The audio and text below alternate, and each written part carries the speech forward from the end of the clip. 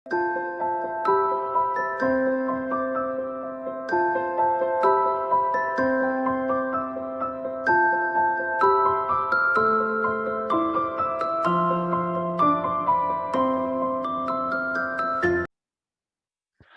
guys, welcome back to my science class.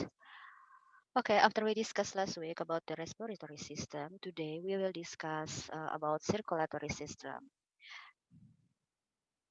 Guys, food essence will be circulate into the whole body part. It also happen to the oxygen absorbed by alveolus.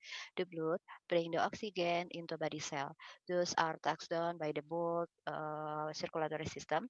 The function of our circulatory system are carries useful substance, food essence, and carries waste material away from our body. Jadi, anak-anak sari-sari makanan itu kan harus diedarkan ke seluruh tubuh pada saat kita melakukan uh, sistem pencernaan saat kita makan sesuatu untuk kebutuhan energi kita kan. Nah, itu juga yang terjadi pada oksigen yang diserap oleh alveolus. Darah membawa oksigen ke sel-sel tubuh, itulah tugas yang dilakukan oleh sistem sirkulasi darah. Nah, fungsi sistem peredaran darah ini adalah membawa zat yang berguna atau sari makanan dan membawa zat yang tidak berguna keluar dari tubuh kita. Okay, so we will first discuss what is the function of blood. Function of blood, any three. First, transport.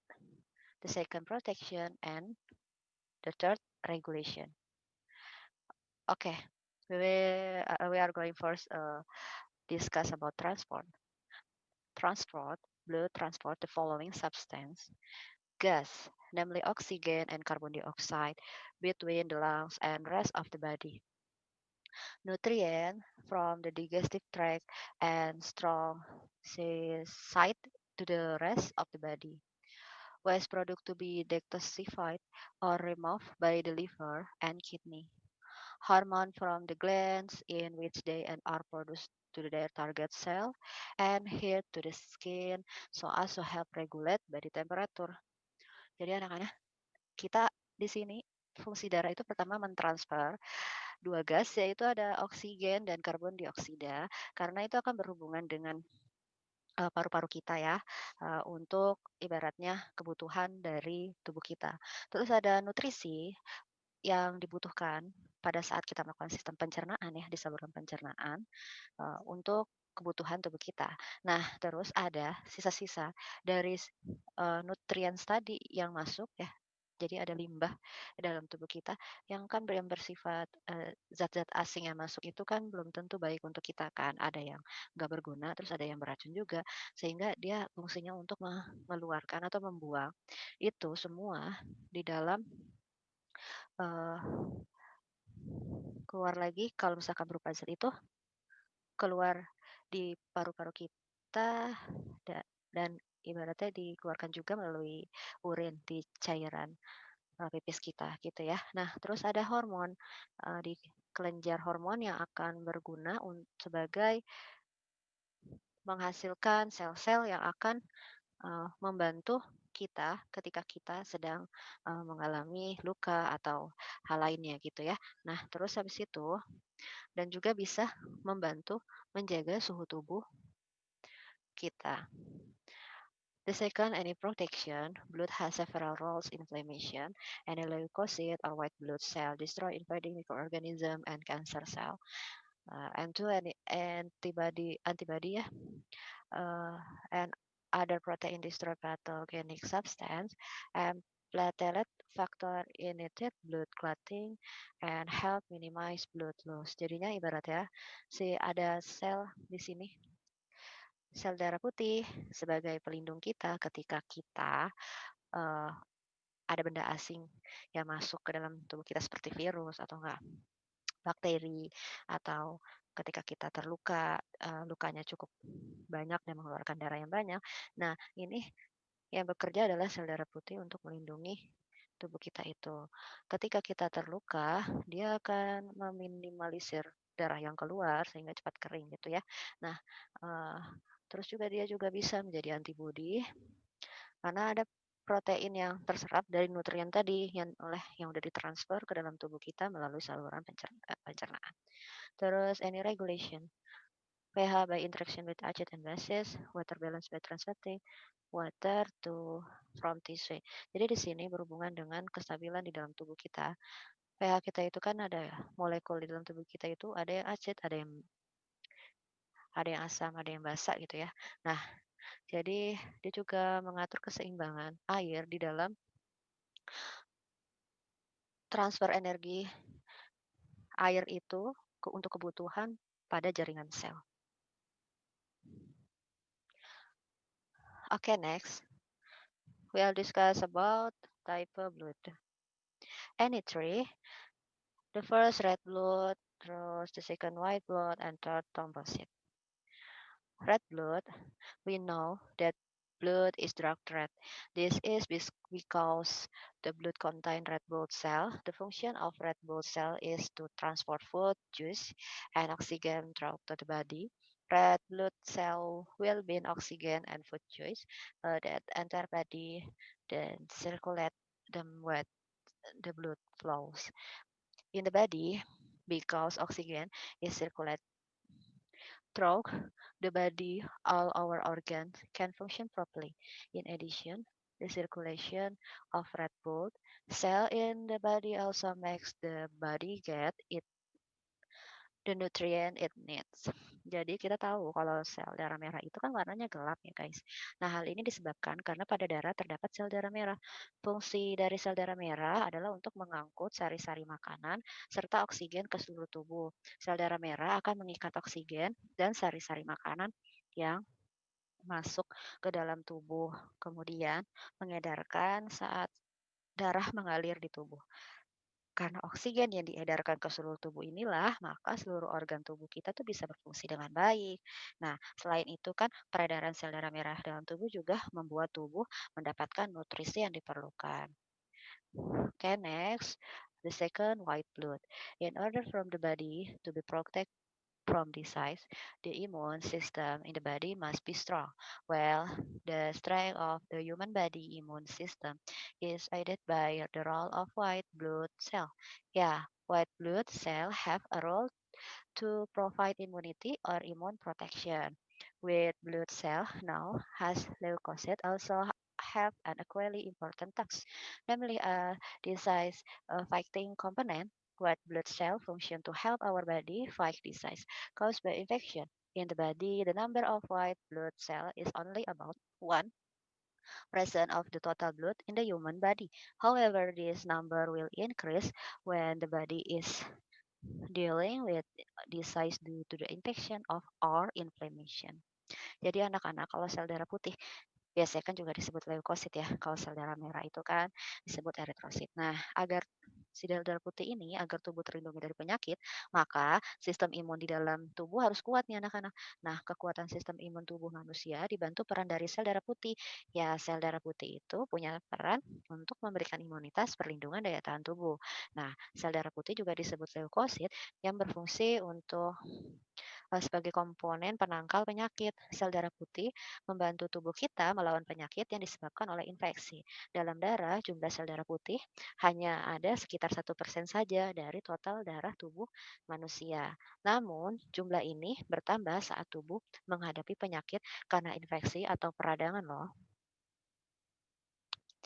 And the third thrombocyte, the last part of the blood, is a platelet or also known as platelet.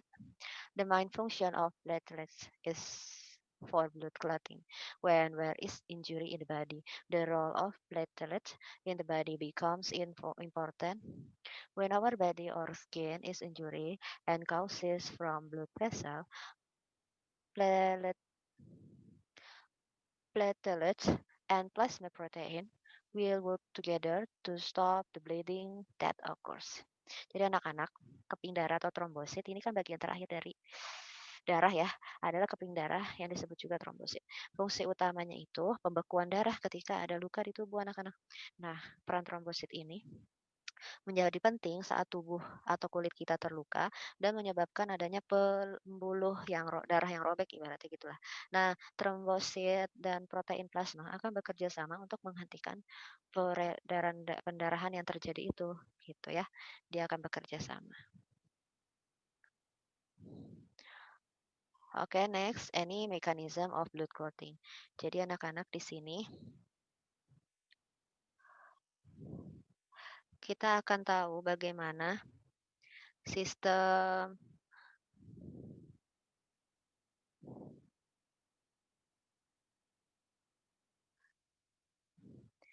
dari darah ketika kita terluka dan akan menyembuhkan kita gitu ya.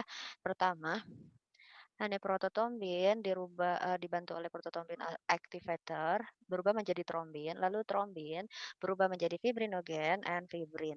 Jadi when an injury occurs, blood comes out through the wound, the blood clot holes, the wound surface and release thrombokinase. Thrombokinase assists by calcium ion will convert protothrombin to thrombin. Thrombin will convert fibrinogen into fibrin thread. The fibrin thread will form a webbing and net the blood cell so the wound is closed and does not bleed. Jadinya mereka tuh ketika kamu terluka kan jadinya dia akan menghentikan luka tersebut gitu sehingga darah itu akan menjadi mengering karena adanya fibrin. Okay, now we will discuss circulatory organ. The first is heart, jantung. The heart has size larger than our first. In this organ, there are four chambers which are also divided into two chamber ventricle and two pores atria, artery ini ya, atrium. The atrium as well as the left ventricle of the heart contains clean oxygen-rich blood.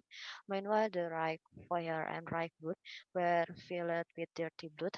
In addition, the heart also has four valves that keep blood flowing in the right direction.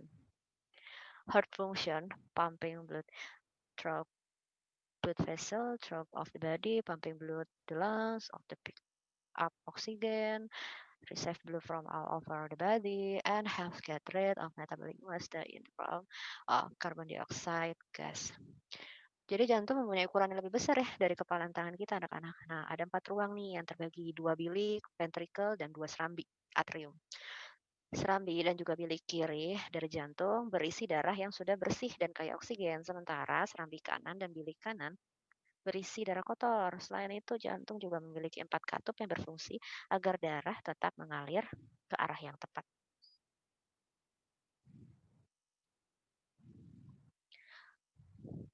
And then any artery. In the human circulatory, artery are blocked blood vessels from the heart to all tissue. The large artery is called the aorta, while the arteriole usually carry oxygen-rich blood, except for the pulmonary and umbilical arteries. Pulmonary arteries carry deoxynitrate blood or carbon dioxide from to the heart to the lungs. The blood vessels are very deep and not visible on the skin. The wall are thick, elastic, and not covered. The blood flow was pulsating fast and under great pressure. Based on their direction, uh, the arteries are divided into pulmonary arteries and systematic arteries. Pulmonary arteries carry blood to the lungs, while systematic arteries carry blood to the head, liver, and lower body. Jadi anak-anak organ sistem peredaran ini kan berbentuk kayak pipa gitu ya anak-anak ya. Dalam sistem peredaran manusia, arteri ini pembuluh darah yang elastik yang mengangkut darah dari jantung ke seluruh jaringan anak-anak. Nah, pembuluh arteri ini yang besar itu namanya aorta. Sementara yang kecil itu namanya arteriol nih ya. Yang besar itu aorta, yang kecil itu arteriol. Nah, arteri biasanya membawa darah yang kaya oksigen, kecuali arteri pulmonalis dan umbilicalis. Nah, arteri pulmonalis ini membawa darah yang telah terdeoksigenasi atau kaya karbon dioksida dari jantung ke paru-paru gitu anak-anak.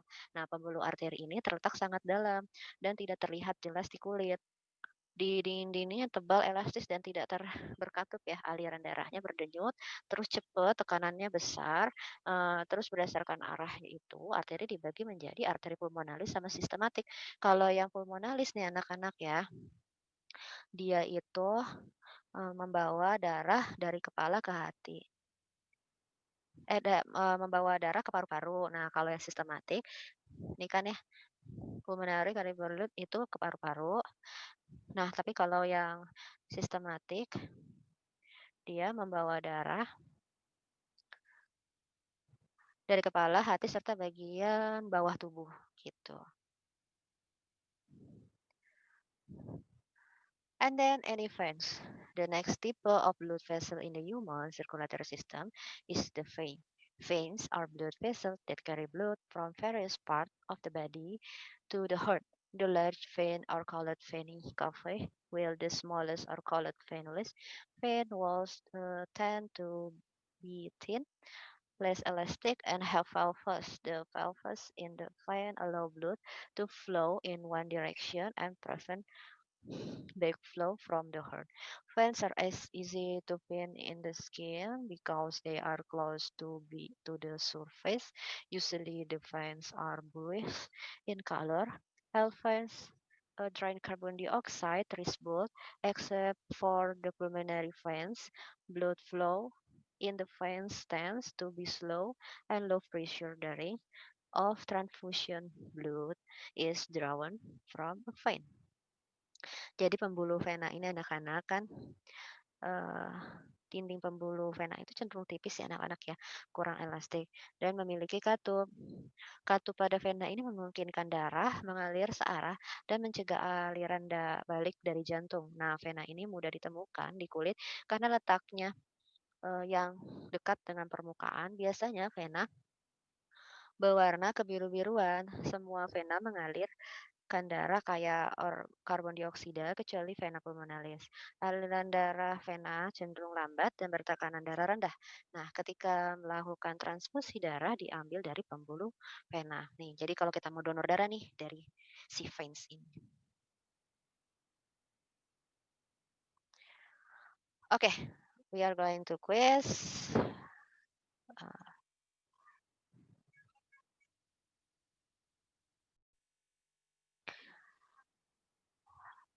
Oke, anak-anak jawablah pertanyaan di bawah ini. Kerjakan di buku tulis sains ya. Nah, untuk mencari jawabannya, tentunya kamu harus menyimak video yang tadi bisa saya jelaskan. What is circulatory system, terus description circulatory process, mention type of blood, description process mechanism of blood clotting, and description function heart, arteries, and vein. Oke, uh, aku tunggu ya. Sampai jumpa di pertemuan berikutnya. Bye-bye.